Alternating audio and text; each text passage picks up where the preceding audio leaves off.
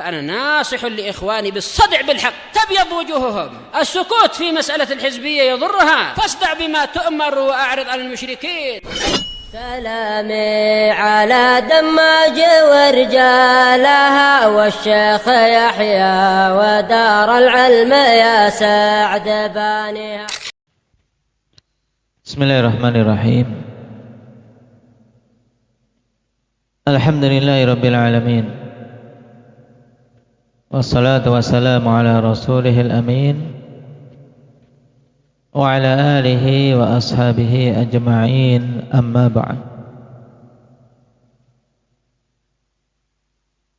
Pertemuan terakhir ikhwan, kita telah mengambil hadis Ubadah bin Samit radhiyallahu anhu. Yang telah disetorkan pada pertemuan yang lalu.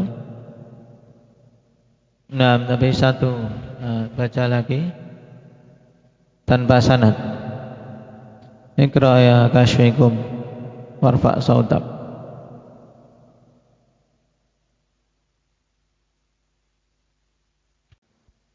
Tayyib, barakallahu fikum. Dan untuk murajaah hadis-hadis Muslim, cukup ikhwan seorang mengambil sahabinya, kemudian matan hadis dan beberapa riwayat yang berbeda yang memiliki tambahan makna. Taib, kemudian ditandai. Kalau kami metodenya dulu yang muttafaqun alaih dengan stabilo warna tertentu, kemudian yang infarada bi Muslim dengan stabilo warna lain.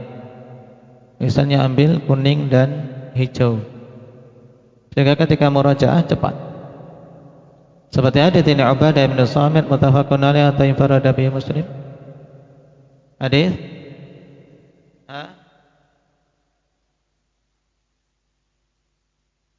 hadisnya muttafaqun alaih atau infarada bi Muslim.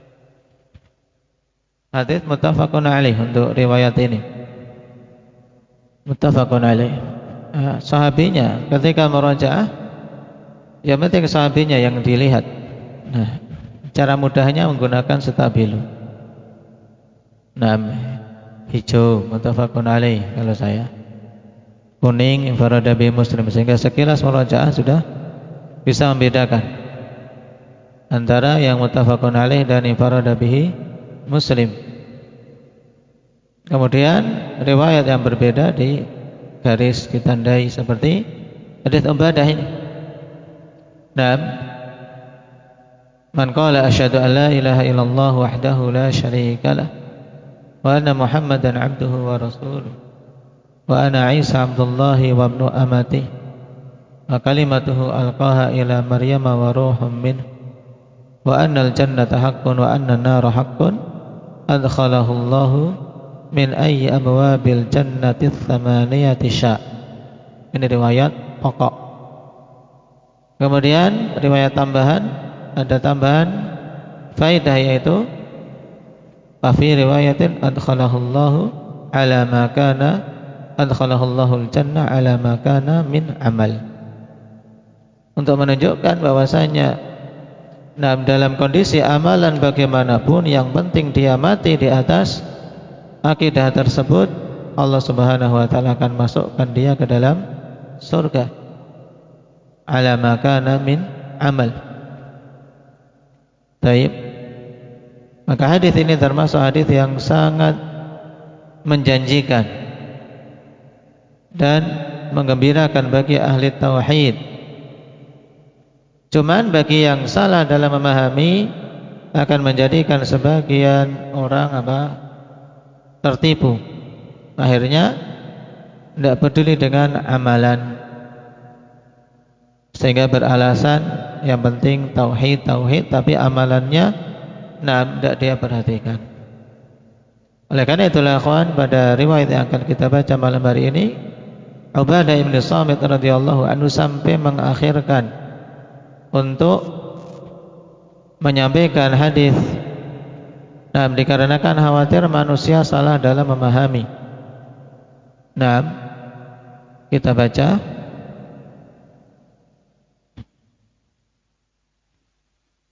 Qala al-Imam Muslim rahimahullahu ta'ala,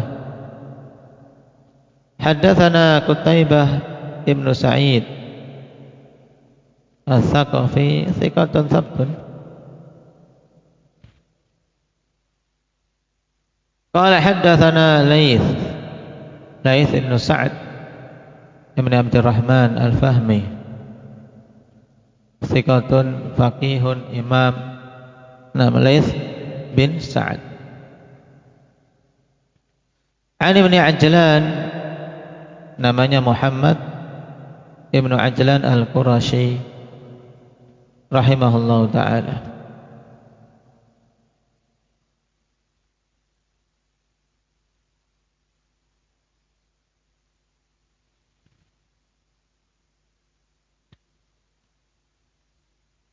Dikeluarkan oleh Imam Muslim dalam Mutaba'at.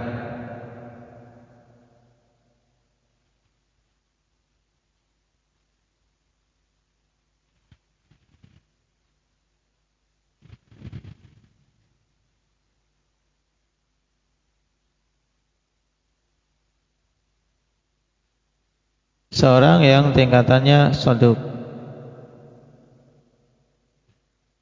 Hanya saja berkaitan dengan hadis-hadis Abi Hurairah, beliau tercampur aduk hadisnya. An Muhammad ibn Yahya ibn Habban, Muhammad ibn Yahya ibn Habban Abu Abdullah Al-Ansari Al-Madani, seorang thiqah faqih. An Ibn Muhairiz, namanya Abdullah Ibn Muhairiz.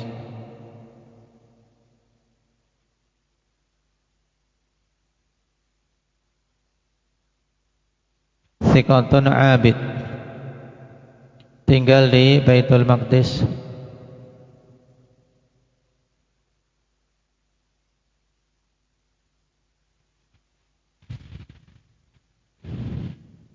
Anis Sunabihi an Ubadah bin Samit radhiyallahu anhu.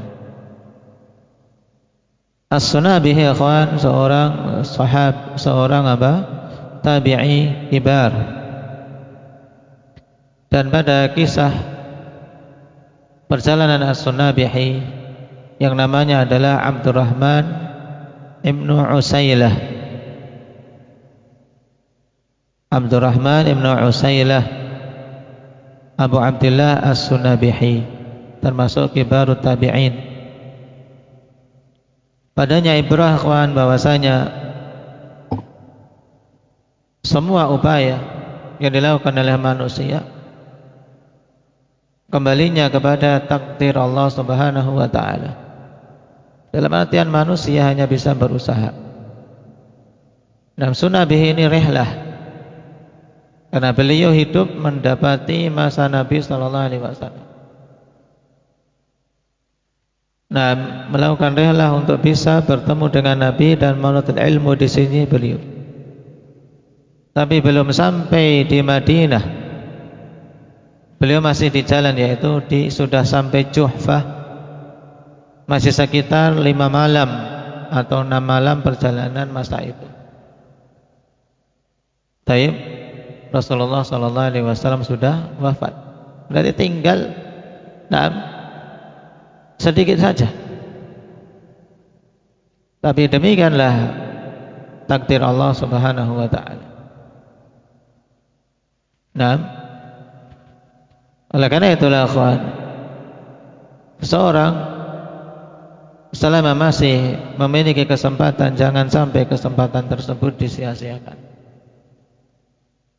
Taib, yang tidak menyia-nyiakan saja, yang bersungguh-sungguh saja, terkadang dalam kesempatan tersebut luput, apalagi seseorang yang menyia-nyiakannya. Jadi As-Sunabihi hidup di masa Nabi, dan telah mengupayakan untuk rihlah kepada Nabi sallallahu alaihi wasallam, tapi ketika di pertengahan jalan datang khabar tentang wafatnya Rasul sallallahu alaihi wasallam.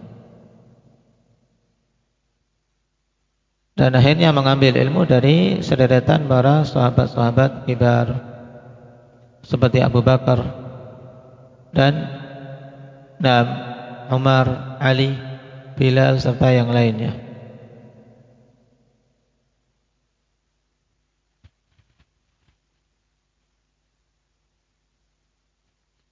An Ubadah bin Samit, dari Ubadah bin Samit telah kita lewati, seorang sahabi yang mulia. Beliau dari kalangan Ansar atau Muhajirin, Numair. Ubadah bin Samit. Beliau dari kalangan Ansar, bahkan min nuqaba'il Ansar, yaitu orang-orang yang dipilih dari kalangan Ansar.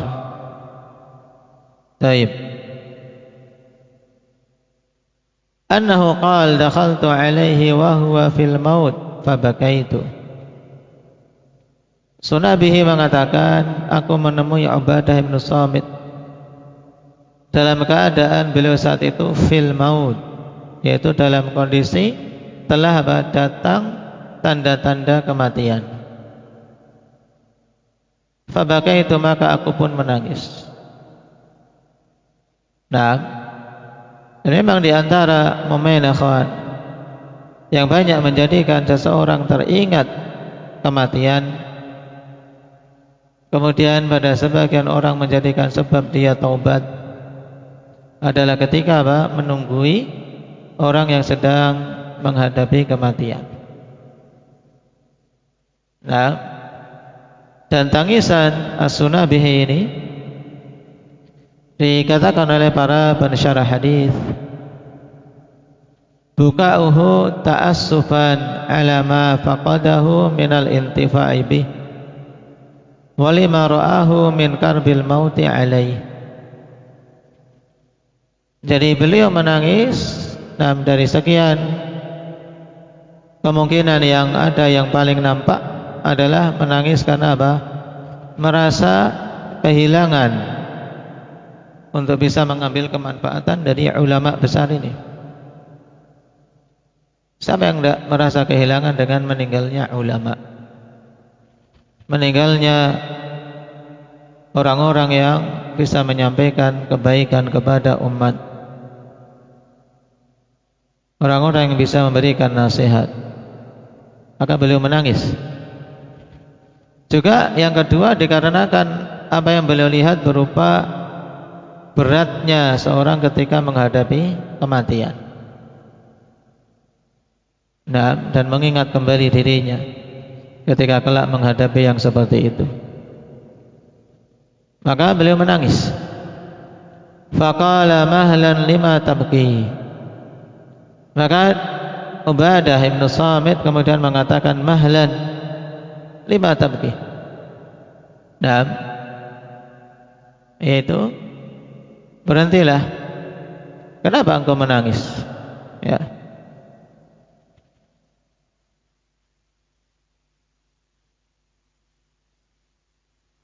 Fa wallah la in istushiddu la ashhadanna lak. Perhatikan di sini malah yang menasihati orang yang sedang menghadapi sakarat, orang yang sudah datang tanda-tanda kematian. Dan ini bagusnya keadaan orang-orang saleh, keadaan para ulama. Di detik-detik terakhir kehidupannya masih bisa memberikan kemanfaatan kepada yang ada di sekitar. Mereka yang menenangkan umat, mereka memberikan nasihat agar manusia bersabar atas kehilangan dirinya. Fa Allah la in istushiddu la ashhadanna lak. Demi Allah, seandainya aku dimintai persaksian, maka sungguh aku akan mempersaksikan untukmu dengan kebaikan. Dalam artian Sunabihi telah dikenal semangatnya dalam menuntut ilmu di sisi para sahabat. Paham Ubadah bin Samit seandainya dimintai persaksian akan mempersaksikan kebaikan untuk Sunabihi. Wala in syuffi'tu la ashfa'anna lak. Seandainya saja syafaatku diterima, maka sungguh aku akan memberikan syafaat untukmu. Wala in istata'tu la anfa'annak. Ada maf'ul bih yang mahdhuf. Seandainya saja aku mampu memberikan kemanfaatan untukmu, maka aku akan memberikan kemanfaatan untukmu. Jadi beliau menenangkan Sunafihi yang saat itu menangis di sisinya. Tsumma qala, kemudian beliau mengatakan, wallah ma min haditsin sami'tuhu min Rasulillah sallallahu alaihi wasallam lakum fihi khair illa haddattsukumuhu illa haditsan wahida wa sawfa uhadditsukumuhu al-yawm.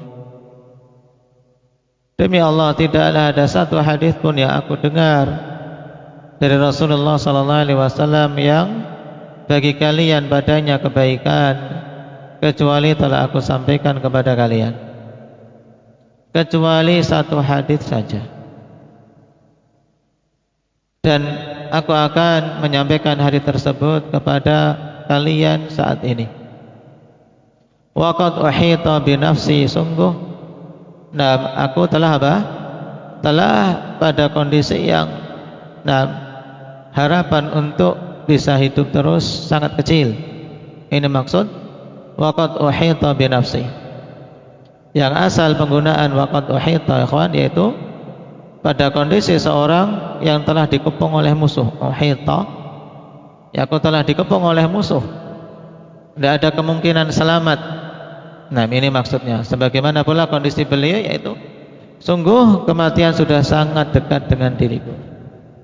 Maka beliau ingin memanfaatkan kesempatan akhir itu untuk menyampaikan satu hadis yang belum tersampaikan sebelumnya. Ini menunjukkan, ikhwan, amanah para sahabat. Amanah para sahabat.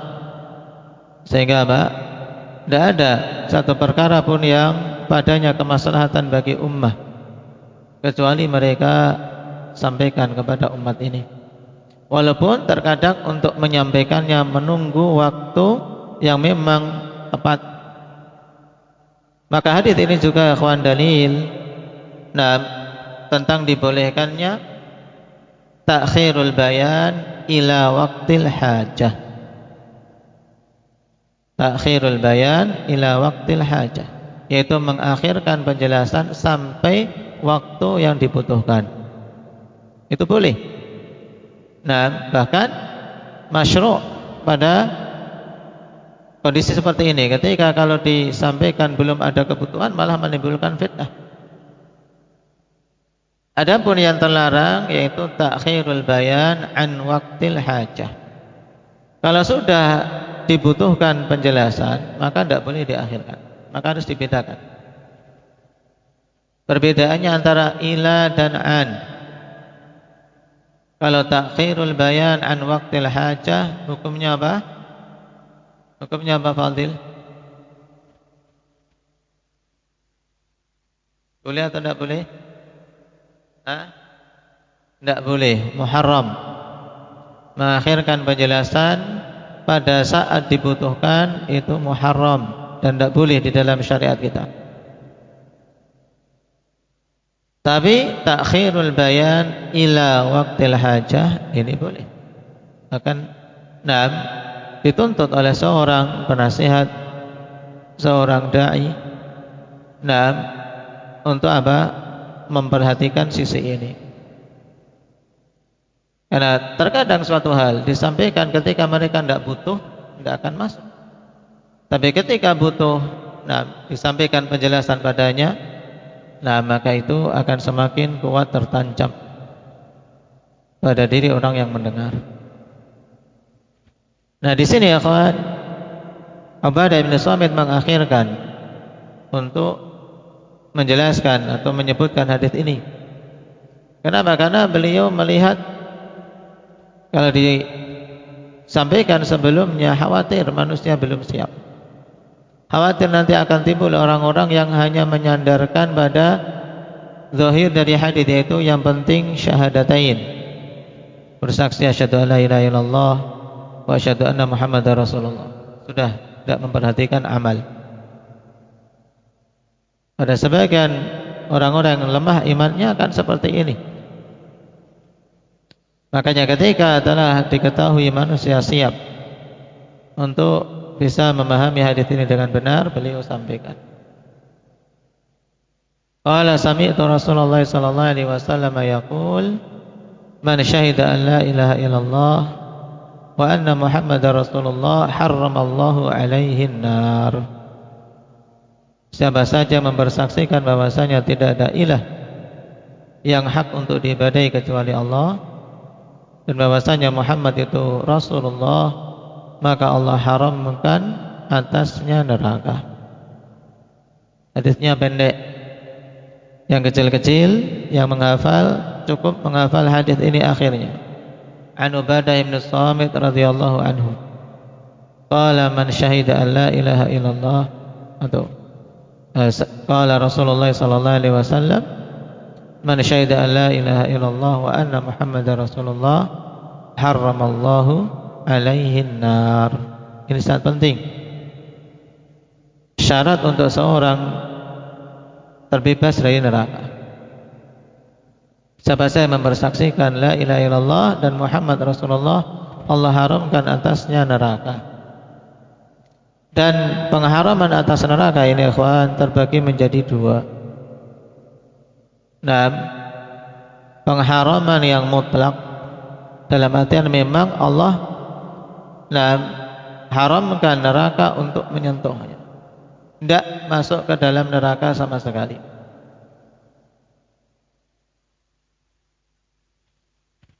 Kemudian yang kedua, pengharaman yang dimaksud adalah pengharaman ta'bid, pengharaman keabadian. Allah haramkan atas neraka untuk apa? Untuk mengazab orang-orang yang seperti ini keadaannya secara abadi di neraka.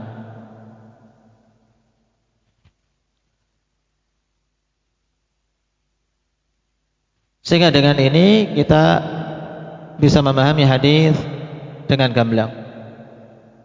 Hadis dibawa pada makna harramallahu alaihin nar, di mana Allah mengharamkan neraka untuk melahap orang yang mempersaksikan la ilaha illallah Muhammadur Rasulullah. Bisa bermakna diharamkan secara mutlak, memang dia tidak masuk neraka sama sekali bagi orang-orang yang betul-betul mempersaksikan dua kalimat tersebut dan menunaikan konsekuensinya serta meninggalkan hal-hal yang menjadi lawannya berupa kebid'ahan maupun maksiat. Dan dibawa pada makna pengharaman keabadian di neraka. Nah, bagi mereka-mereka yang ada padanya tauhid tapi terjatuh dalam dosa-dosa besar. Baik. Barakallahu fiikum. Pahami hadis yang singkat ini. Yang kecil-kecil dihafal dari lafaz akhir tadi, inti hadis. Adapun yang mampu menghafal dengan sanad dan kisahnya, ini bagus padanya ibrah. Nasallallahu taufiq lima yuhibbu wa yardah. Naktafi bihadza. Subhanakallahumma bihamdik asyhadu an la ilaha illa anta astaghfiruka wa atubu ilaik.